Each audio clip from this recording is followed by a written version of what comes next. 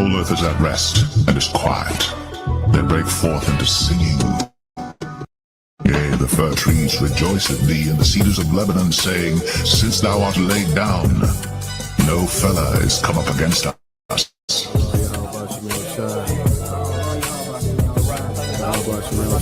The glory of Lebanon shall come unto thee, the fir tree, the pine tree, and the box together, to beautify the place of my sanctuary. And I will make the place of my feet glorious. Because the Lord is going to restore everything. You're going to have a total different vibration on the earth, a total different smell.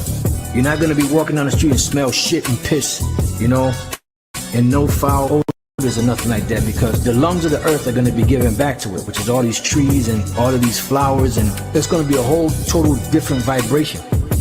You know, you're going to see how things are going to change and how elevated things are going to be. Our senses are going to be heightened, you know? Everything about us is going to be glorified. For behold, I create new heavens and a new earth, and the former shall not be remembered, nor come into mind. But be ye glad and rejoice forever in that which I create. For behold, I create Jerusalem a rejoicing, and her people a joy. And I will rejoice in Jerusalem, and joy in my people. And the voice of weeping shall be no more heard in her, nor the voice of crying. There shall be no more thence of infinite days, nor an old man that hath not filled his days. The child shall die 100 years old. But the sinner, being 100 years old, shall be accursed.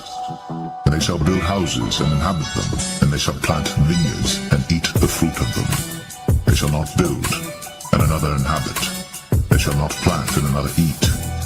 Whereas the days of a tree are the days of my people, and my elect shall long enjoy the work of their hands. They shall not labor in vain, nor bring forth for trouble, for they are the seed of the blessed of the Lord, and their offspring with them.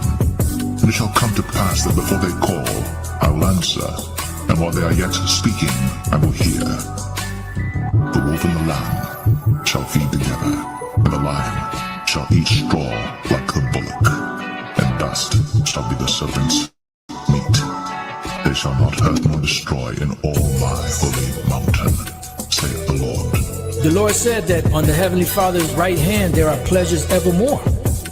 And it says that I have not seen, neither ear heard the things which the Lord hath prepared for them that wait for him. You know, there's a whole another world of greatness that awaits us when the kingdom of heaven is established. It's not seen in this society. In this society, we only see carnal things that reason offers in this society. But when the kingdom is established, the Lord is going to open us up to a whole nother world, you know, of pleasure, of knowledge, of wisdom, understanding, you know, just, I mean, can't even be put into words, you know, because our imagination only goes but so far. Barakatah Yahweh Shah, Barakatah Yahweh, Barakatah Yahweh, Barakatah Yahweh Shah.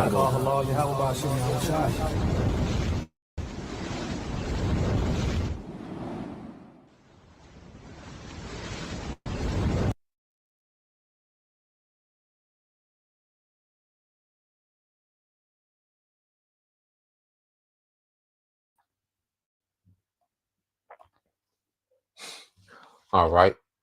Shalom. First and foremost, I would like to give all praise and glory unto Yahweh, Bahashem, Yahweh Shai, Bahashem, Rakakwadash. Double honors unto the apostles and the elders of GMS who rule well, teach well, being great examples to his younger brothers. And peace and blessings, salutations. Hopefully, out there pushing his word and truth and then sincerely across the four winds in the name of Yahweh, Bahashem, Yahweh Shai. Pushing to get up out of here. Shalom to the hopeful leg, the believers, the listeners whom have came back to the obedience of the scriptures through faith in Yahweh Bashim Al-Shah. All right, and what I want to get into today, you know, is dealing with a response. All right, the beloved elder brother Manata Zagba, all right, posted a video, and you had this Jake, you know, this effeminate, all right, weak, all right, matriarch baby. Okay, and his feathers were ruffled, okay, about us, all right, as Israelites having these heathens in captivity in the kingdom, okay, and our people have been so far removed, from a ruling class mentality, so far removed from what a kingdom is, okay, to the true gospel sounds foreign to them, okay? And this guy here, this got to be one of the dumbest scoffers ever, he had to learn he was an Israelite, okay, Wednesday, okay? But one thing about it, what we see is Yahweh Shai. Matter of fact, let's start off with that, and then we'll go into the video, and then we'll go into some things, because one thing about our people, I say they've been so far removed from a ruling class mentality. All right, they've been so westernized. All right, niggas raised by their mamas and aunties. Okay, and when certain concepts of the scriptures come out, Jake is offended. Jake is hurt. Okay, and a lot of our people, they're just not built for it. Okay, now let's go to the book of Matthew, chapter 18. All right, so when you go into the book of Matthew, chapter 18, okay, in verse 6, it says, "But whoso shall offend one of these little ones," matter of fact, I'm starting at 7, this is the point. Matthew 18:7, it says, "Woe unto the world because of offenses," and it's speaking to the world of Israel.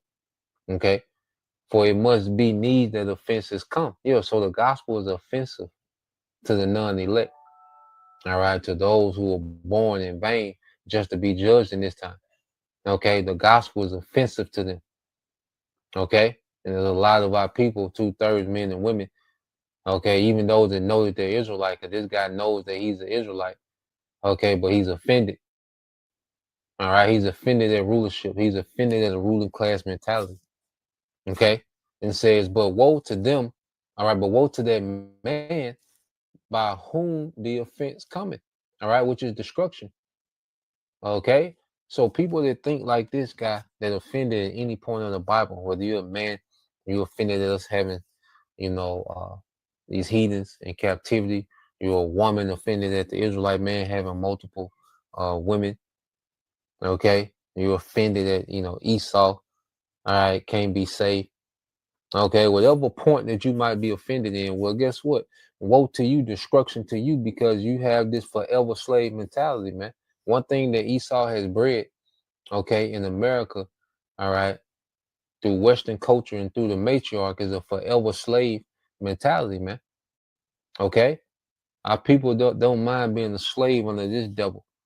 Okay, forever. Our people will have no problem with it. That's why the Lord has to intervene and cut this time short, man. Okay, so let's get this clown here, man. All right.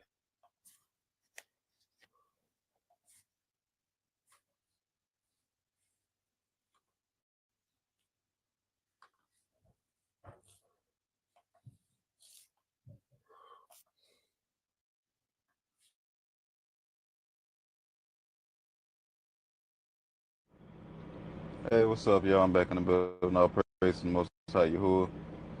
So y'all know how these? It's too early for this. Y'all know how these Israelite camps, right? These camps, the they be saying that we're gonna have slaves in the kingdom, which a lot of them are probably not even gonna make it into the kingdom because of their hearts, because of their heart. Their hearts are not pure. Their hearts are wicked. But they be saying we're gonna have slaves in the kingdom. The Bible doesn't say anything about us having slaves and having people in chains and whipping people in the kingdom, bro. Does that even sound correct at all? Does that even sound righteous at all? Y'all really think it's gonna be wickedness like that? Gruesome acts like that going on in the kingdom? Are y'all absolutely insane? It's too early for this, bro. It's too early for this, man. Why did I just have to go over this scripture in the book of Joel? And it's just one scripture, y'all. Y'all check this out. This is what's going to happen to these people, man. We're not going to have slaves in the kingdom. That's going crazy. This is the book of Joel, chapter 3, verse 8. It says, "And I will sell your sons and your daughters, and to the hand of the children of Judah, so-called African Americans. We are of the tribe of Judah, y'all. And this is deep. We're not going to get into that right now because it's 8:30 in the morning, guys. And it says, and they shall sell them. We're going to sell them, y'all, to the Sabines. Now, I don't know who the Sabines is. I'm going to have to do research on that. But we're going to sell these people. We're not going to have no slaves, y'all. And it says, to a people far off, for the Lord hath spoken it. Also in the book of Revelation, it says, I think it's chapter 20, it speaks on how he who leads into captivity will go into captivity. So all these nations that put us into captivity and stuff like that, guess what? A lot of these people, they're going to go into captivity. Either they're going to be destroyed or they are going into captivity, y'all. But anyway, back to these crazy camps, bro. So this is Okay, so yeah, let's get into it, man. You know, and what you have with this guy, all right, is a nigga, okay, that's offended, okay, at rulership, all right, and this the result of a nigga being raised, you know, by his grandma, mama, and aunties, man. Okay, and you can tell he was one of them niggas, all right, that was you know, you could tell he one of them niggas, okay, they were just sitting there in the front room, okay, while they was talking and gossiping, and he just one of them niggas that was just looking at everybody's mouth, you know, that he one of them type of niggas, man. Okay. And then he heard about he was an Israelite, okay, when he got a a head wrap, okay, and press record. He don't know what's going on, man. Okay. So let's get into some scriptures. Okay. First, let's go here to the book of Matthew, because it's not given to everyone to understand the kingdom. See, our people don't know what the kingdom is. They don't understand the mysteries, okay, or the gospel, because the gospel is centered around the rulership, okay? So when you go here to Matthew 13, all right, when you go to the book of Matthew chapter 13, okay, in verse, let's see. Let's get straight. Start at 9. All right, Matthew 13:9 says, who have ears to hear, let him hear. And the disciples came and said unto him, why speakest thou unto them, okay, in parables?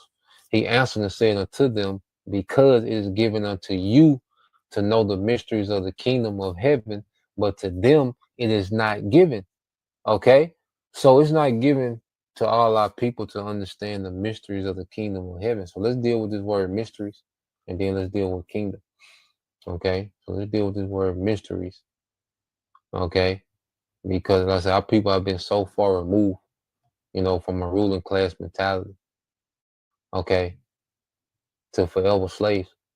You see, so you got this word in the Greek. Strong's G 3466, Mustadion. Mysterion. Mustadion. Okay, now when you go into it, okay,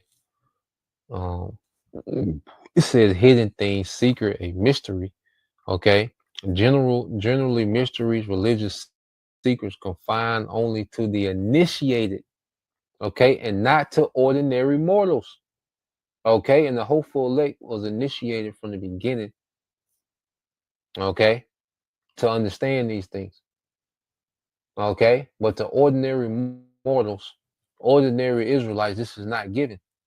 Okay, it goes over their head. They can't grasp this concept of what we're saying. Okay, it says a hidden or secret thing, not obvious to the understanding. All right, Jake mind can't comprehend the rulership when all his people are in power and these heathens are in captivity. And see, we're not just gonna have slaves for the sake of just beating the mess out of them, man. You know, or just being a tyrant, okay, over the heathens. Okay, now there's gonna be iron and rod for 1,000 years of rigorous captivity. Okay, and that's gonna establish a foundation, all right, for an eternal righteous rulership. And Esau is going to be done away after that 1,000 years. And these heathens, okay, they're going to have a concept of righteousness. They're going to be operating off a standard of righteousness, man. They're not going to be perfect. Okay, they're not going to have the new bodies. Okay, and they're going to be forever subjugated unto us, man. Okay, so when we speak about the kingdom, all right, everybody think of captivity the way Esau did captivity. Okay, which was extremely wicked. Okay, now there's going to be harsh punishment. Okay, and there's going to be torments. Okay, the scripture says we're going to meditate terror. All right, when it's going to be all in righteousness, man. Okay, and eventually after 1,000 years, man, okay, these heathens, they're going to be able to have structure amongst themselves, but they're always going to be our servants and our subjects, man. We're always going to need, all right, we're always going to have these heathens to our disposal, okay, for our, what to say, our servants and handmaids. Okay, that's going to be forever, man. You see, and it says the hidden purpose or counsel, and see, Jake don't understand the purpose, okay, of Yahweh Bashim Al-Shah. They don't understand the counsel. They're not within that inner circle, man. Okay, and it says of the Most High, the secret counsel which govern the Most High in dealing with the righteous, which are hidden from the ungodly and wicked men, but plain to the godly. See, these things are plain to us, man. Okay, but to a nigga like that and many more, he can't comprehend this, man. You know, when we started speaking about a kingdom. Okay, now let's go from there, because he spoke about matter of fact, let me get this word kingdom, Salaki, and then we'll go into the Sabians. And they said Sabines, you know. Simple. That nigga there was remedial, man. Okay.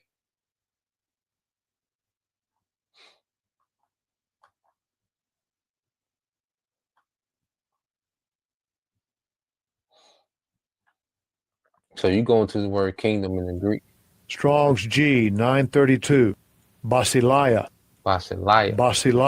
Okay. And it says royal power, kingship, dominion, or rule. Okay. Now when you jump down, it says a kingdom, the territory subject to the rule of a king. Okay, so how the hell could you have a kingdom and you rule territory, but you don't have any slaves? Who's going to work the fields? Who's going to build the palaces? Okay. Who's going to, because you're going to need infrastructure, continual infrastructure, because we're going to be a growing population. A little one should come 1,000, a small one, a strong nation. Well, where is all the housing going to come from? Okay. The Lord said he's going to increase us, okay, in people and in livestock. Okay. Who's going to tend to all those things, man? You see, the kingdom is a full package blessing, man. You see, a nigga so goddamn simple, okay, that he doesn't understand the concept of a kingdom. He doesn't understand the concept of a rulership. And see, the Lord is not grooming a lot of our people, all right, to be rulers in the world to come. Most Israelite men are not being groomed for that, man. They're not being trained up in that, man. Okay, that's why it's such a foreign concept to them. So now let's deal with this. Okay, let's just deal with this going to the Sabians. All right, now when you go here, and we're going to link it to prophecy. All right, this is Genesis 10:7 says, and the son of Cush, all right, which Cush was of Ham, all right, Seba and Havilah and Sabta and Ramah and Sabtaka, all right, and the sons of Ramah, Sheba, okay, and Dedan. Okay, so these Sabians, you know, when you go into it, it goes into the descendants of Sheba. Okay, now let me see.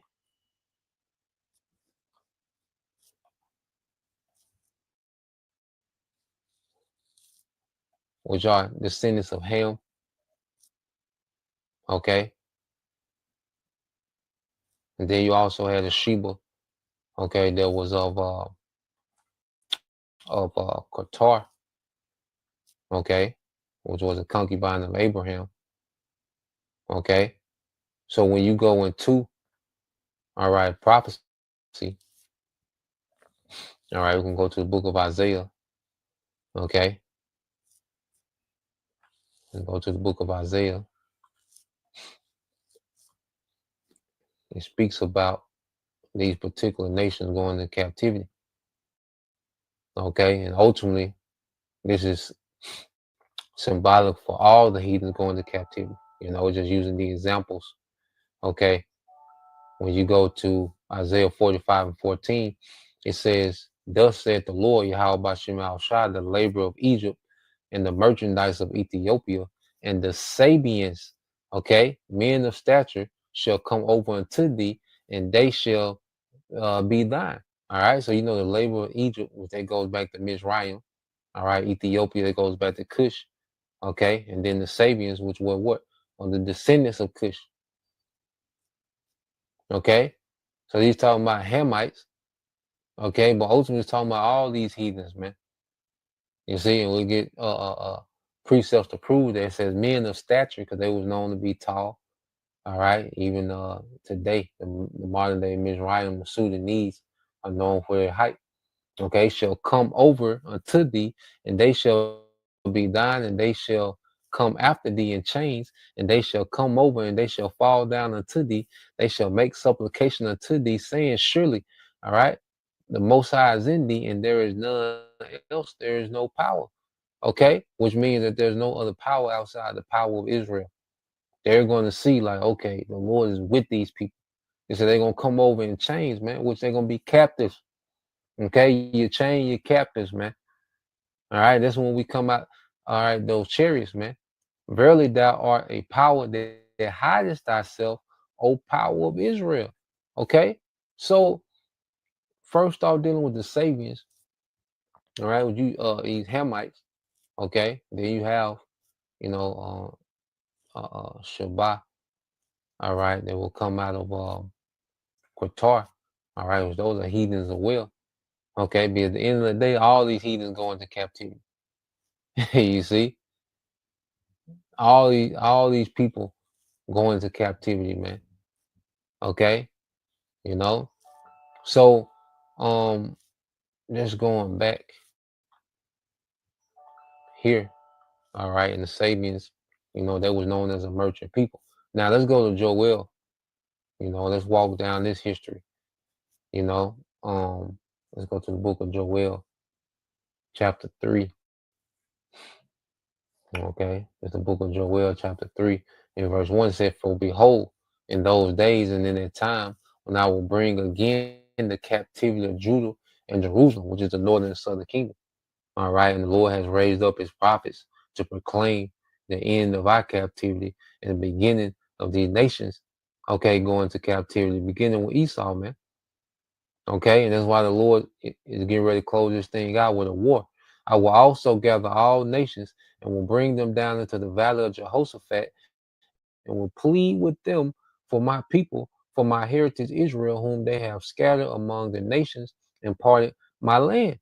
Okay, so the Lord is going to close out our captivity with a war. He's going to go to war with these nations, man. That's how he's going to plead for his people, which is to judge. Okay, the Lord's coming to judge on our behalf by taking these nations to war. See, all these nations are about to be prisoners of war. Okay, under Israel, man. Okay, it says, "And they have cast lots for my people, and have given a boy for a harlot, and sold a girl for wine, all right, that they might drink." Okay, because you go into the transatlantic, you know, slave trade. Okay, you will have, you know, Esau, you know, using Israelite boys, turn them for harlot, because you know he's a sicko, all right, and trading, you know, women, all right, for strong drink. Okay, these things are documented. Okay, but ultimately, all we were at one time was a commodity. Okay, and free labor. Okay, for these Edomites. Okay, to become a superpower in the earth. Okay, we're gonna get some history on it. Okay, it says, yeah, And what have you to do with me, Tyre and Zidon, and all the coast of Palestine?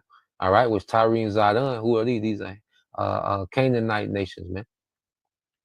All right, which will come from Ham. All right, Palestine, which goes back to Philistine, the land of Philistia. Okay, which goes back to Ham. All right, Philistines come out of Mizraim. Okay, but the Ishmaelites dominate that region. Okay, they began to dominate their region. So the Hamites, okay, and the Ishmaelites, okay, played a major part, okay, in our captivity, aiding Esau.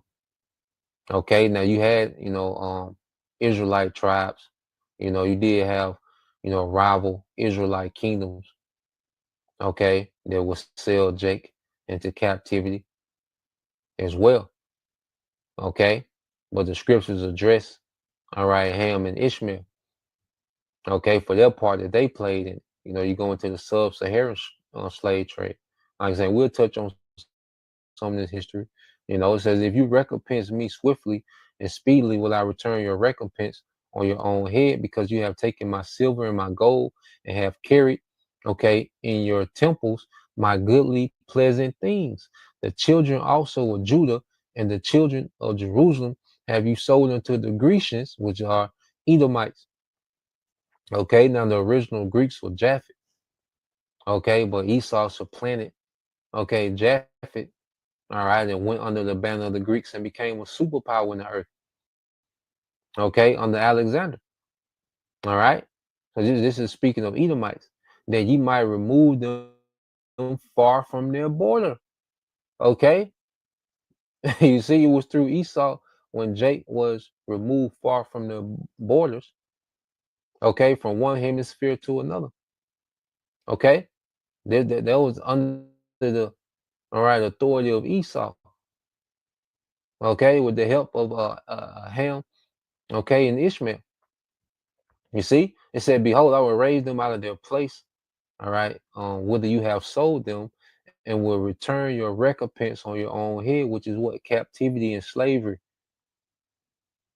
Okay, so let's get into this history, okay, real quick. Touch on a few things, all right, dealing with the history of it.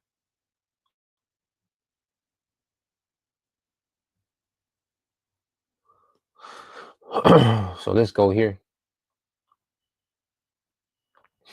All right.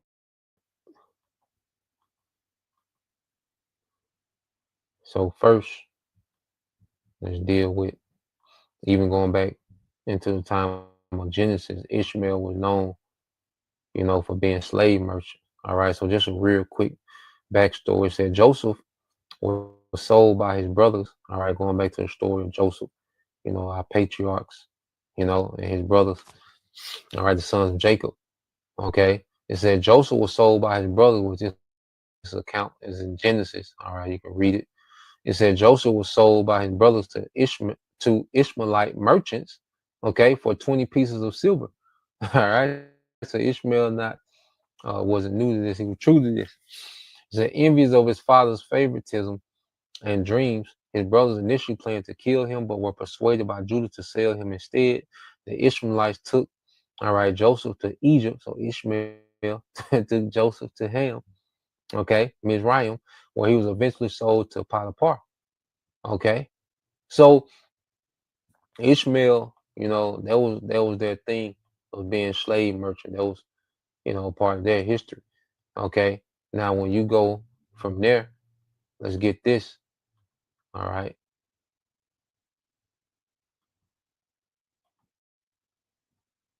So let's go here. I want to jump down.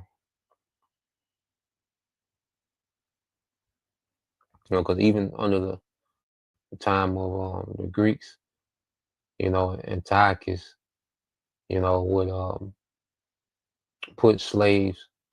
Okay, and then Josephus talk about how Antiochus, okay, sold Jake, to slave markets of the Phoenicians, which were, Canaanites. Okay, and you see, so even the actual Greeks, after, post Alexander, Antiochus, when he was spoiled Jake, before the Maccabean revolt, okay, he will sell Jake off to Phoenician slave markets. Okay. It says, so I asked the details of how the European nation enriched themselves during the colonization period by transporting slave labor throughout the earth. Details of the trade triangle during Atlantic slave trade. All right. Now, when you go into it, says the Europeans' enrichment during the colonization of the slave trade period. Okay. It says from the 15th to 19th centuries, European powers built global empires across Africa, the Americas, and Asia. A central pillar of this expansion, both economic and logistical, was the Atlantic slave trade, often described as triangular slave trade. Okay. And it says the triangular trade was a three-stage transatlantic system like Europe, Africa, okay, and the Americas. Okay. It says leg one, Europe to Africa. Europe ships, all right, left ports in Liverpool, Bristol, Nantes, Lisbon, and Amsterdam. They carried manufactured goods, guns and gunpowder, textile, cotton, linen, metal shop, like metal tools, pots and weapons, alcohol, especially rum and brandy, a strong drink, glass beads and trinkets. The goods were traded, all right, to African merchants and rulers, all right, who some of them were Jake. Okay, there was capturing Jake as prisoners of war and selling them off in the trade slave, all right, the slave trade. Okay, well, you had a lot of Hamites, all right, and Ishmael, okay, played a part in it as well. Ishmael built a lot of those boats. Okay. And said these goods were traded to African merchants and rulers in exchange for enslaved Africans, often captured through war and raids, sometimes initiated or supported by European demand. So those guns, all right, and gunpowder were used to capture, okay, Jake, by them Hamites and, rival, Israelite tribes or kingdom, okay, within Africa. It said leg two was from Africa to the Americas, the Middle Passage. This was the most horrific part of the trade. Enslaved Africans were panicked into ships into brutal conditions, typically 300 to 600 people, okay, per ship, shackled together, lying in tiers with a minimal air and sanitation. Journey lasted 6, okay, to 12 weeks, or a month and a half to 3 months. All right. Mortality rates range from 10% to 20% per voyage. So if you take 20%, all right, or if you just take 10%, okay, out of 600 people, there'll be 60 people that will die, Then on the high end, 20% is 120 out of the 600 will die on the way over here, man. Okay, so they were taken to ports in the Caribbean, all right, Jamaica, Barbados, all right, Saint Dominique, Saint Dominique, if I'm saying it right. What is it? Saint Dominique. I think that's damn, I was just finna say it. Cause you got Haiti, and then you got the Dominican Republic. So I believe it's going to the Dominican Republic. Okay. Which that's on the same island, with Haiti, It said Brazil, the American South, Spanish and Portuguese colonies in America. Those who survived were sold at auction to plantation owners. Okay. It says leg 3, the Americans, all right, to Europe. The ship was loaded with goods produced by enslaved labor, especially sugar, molasses, rum, okay, cotton, coffee, tobacco, gold, and other raw materials. Okay, so you had, all right, manufacturing goods come from Europe going into Africa. Then Africa would ship slaves, all right, men, women, and children to the Americas, okay, for labor, all right, to harvest, okay, these raw materials. All right, and these raw materials will be sent back to Europe because Europe had the manufacturing infrastructure to make these raw materials into merchandise. Okay, and that trade kept that triangular trade kept going and going. Okay, for centuries. It said ships. Okay, said these were shipped to Europe where they were processed, refined, and sold, generating enormous wealth. Okay, how European nations enriched themselves. Britain. Britain became the largest slave trading nation by the 18th century. British merchants transported over 3 million African slaves, which the numbers are skewed, more likely way more.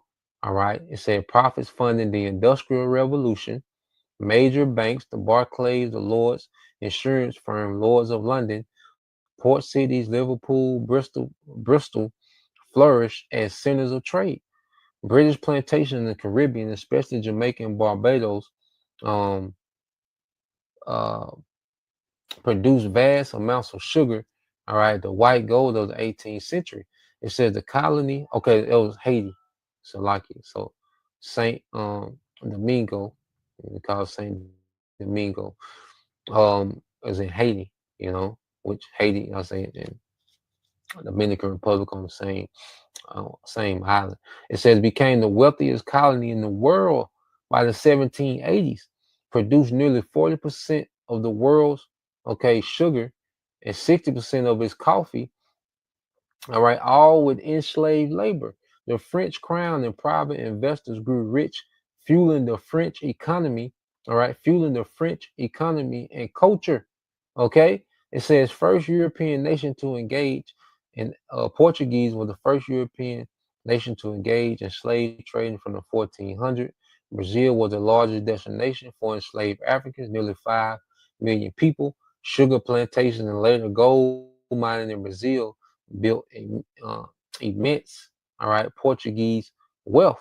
Okay, Spain used enslaved Africans throughout the Caribbean and South America. Also developed system of forced indigenous labor. All right, and it says silver. Okay, from Potosi or Bolivia and Mexico fueled Spain's empire and Europe's economy, and it goes on and on. The Netherlands. Okay, you see. And you go here, the legacy of the slave trade. So the Atlantic slave trade led the economic foundations of modern capitalism and fueled European industrial growth, maritime dominance, and colonial expansion. It also caused immense human suffering and long-lasting inequality, the effects of which persist in global, racial, and economic disparities today. Okay, to this day. All right. So when you go into Joel 3, okay, you can't read that being no simple nigga, all right, not understanding, okay, how this devil enriched himself through our labor. Okay. And we're going to do the same thing. Okay. When you go here, all right, we're going to do the same thing. Let's go back to Joel 3. Okay. Because even the transatlantic slave trade, okay, when you go here, I think that's in Isaiah. Okay, we was removed far from our borders. Isaiah 22:18. It says he will surely violently toss and turn thee like a ball into a large country. Okay, because we went from land of Israel, fled into Africa. Okay, a lot of us, and what happened? We began to be rounded up when the devil came back into power. Okay, and we began to be shipped off into this large country over here in America. Okay, and said violently, man, talking about the middle passage. Okay, there shalt thou die. All right, because we've been here for generations, man, just dying and coming back in captivity.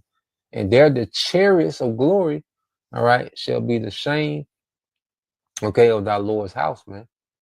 you know, because you had Jakes, you know, seeing the chariots in the cotton field, you know, swing low, sweet chariot, man.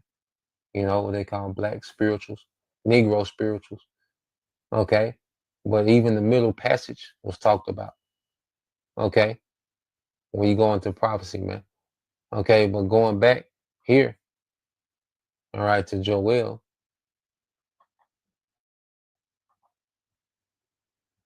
okay. Because if you're a kingdom with no slaves, you're not a kingdom. Okay. You see? See, Jake think the kingdom just gonna be Black Wall Street. Okay. Jake doesn't have a world dominion mindset, you know. So let's go back to Joel. Let's get this in the NLT real quick. All right, this Joel 3. Okay, 6 it says, you have sold the people of Judah and Jerusalem to the Greeks. Okay, you Ishmaelites and Hamites, man. So they could take them far from their homeland, but I will bring them back from all the places to which you sold them, and I will pay you back for everything you have done. So the Lord's gathering us from all our places of captivity, okay? And he's going to pay them back for everything they have done. And how is he going to do that? He's going to enslave them, okay? I will sell your sons and daughters, all right, to the people of Judah, and they will sell them to the people of Arabia, a nation far away. I, the Lord, have spoken, okay? Which you have to understand, all right? Just as these devils, they transported slaves, you know, they transported us from one part of the earth to the other, depending on where, you know, the resources were. These devils, they finna get shipped all across the world, depending on the resources that we need. Okay, and in these places where they're shipped, you don't think they're gonna have taskmasters? Okay, then we have Negro taskmasters over us. Then they put some Jake over us as taskmaster. Okay, let's see. Let's look at. Let's see if we can get that. Okay, let's see if we can find it. So you don't think other heathens they gonna be in captivity too? Because we're not gonna be out there in the middle of the field sweating with them niggas and looking over, micromanaging them niggas. No, we're gonna have systems set up. Okay, we're gonna have systems in place, man. Okay, you're gonna look. We need this much manpower over here. Okay, this is where all the lapis is at. All right, lapis is growing, it's booming. So we need some manpower over here. Okay, you got this region is okay. Let's send some more manpower over there. Okay, you see, it's gonna be systems in place, man. All right, and so just a quick Google where there Negro. All right, task masters.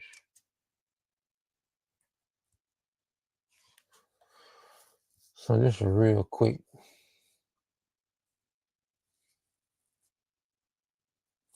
All right, so let's go here.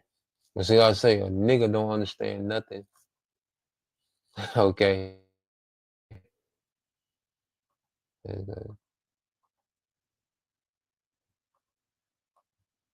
Um, so this quick Google search. All right, it says, were there Negro taskmasters during slavery? Yes, some enslaved black men served as drivers who directed the labor of other slaves under the supervision of white overseers. Additionally, there were a small number of black slave owners who, in some cases, acted as taskmasters, using their own slaves for labor, much like white slave owners. But the point is, okay, you had Jake, other Israelites that was taskmasters. They were slave drivers. Even in Egypt, you had certain Jakes that were supervisors. Okay, there were supervisors over other Jake. So in the kingdom, you're gonna have heathens that's gonna be slave drivers, man. Okay, so we're gonna be the ones shipping Esau here and there. just like they shipped us to the Americas. Why? Because that's where the raw resources were: the tobacco, the coffee, the sugar. Okay, so they were shipping us wherever the resources were at. Okay, we're gonna do the same thing. You see? So let's go